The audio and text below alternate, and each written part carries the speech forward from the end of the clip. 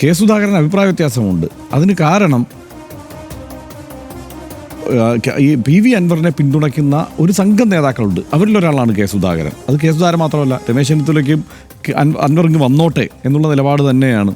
അതുപോലെ ധാരാളം നേതാക്കൾ കോൺഗ്രസിനുള്ളിലുണ്ട്. പുറത്ത് നോക്കിയാൽ ഇപ്പോൾ കുഞ്ഞാലിക്കുട്ടിയെ പോലെ അല്ലെങ്കിൽ മുസ്ലിം ലീഗിനെ പോലെ തന്നെ ആ പാർട്ടി അടക്കം ഒറ്റക്കെട്ടായി അൻവറിങ് വന്നോട്ടെ, UDF-ലേക്ക് വന്നോട്ടെ, ഒരു അസോസിയേറ്റ് മെമ്പറായൊക്കെ വന്നോട്ടെ എന്നുള്ള നിലപാടുണ്ട്. പക്ഷേ എനിക്ക് മൊത്തത്തിൽ ഈ എപ്പിസോഡ് കാണുമ്പോൾ തോന്നുന്നത് VD സതീശൻ്റെ നിലപാട് തന്നെയാണ് ശരി എന്നുള്ളതാണ്.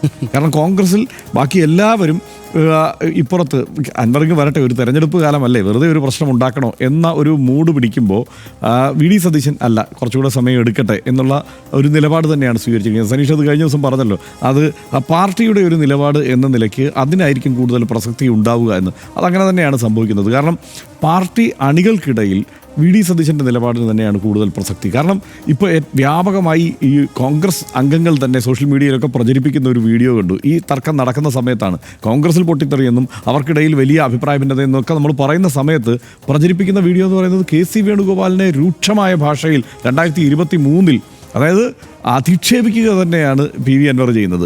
ആ വീഡിയോയാണ് പ്രചരിക്കുന്നത്. അതിനുശേഷം ഇപ്പോൾ KC വേണുഗോപാൽ എന്ന് പറഞ്ഞാൽ, അതായത് അന്ന് KC വേണുഗോപാലിനെ കുറിച്ച് പറയുന്നത് ഹിന്ദിയും ഇംഗ്ലീഷും അറിയാത്ത, ഈ സംസ്ഥാനത്തിനപ്പുറത്തേക്ക് ഒരു സംഘടന കെട്ടിപ്പടിക്കാൻ ശേഷിയില്ലാത്ത ഒരുത്തൻ എന്ന് തന്നെയാണ് വിശേഷിപ്പിക്കുന്നത്.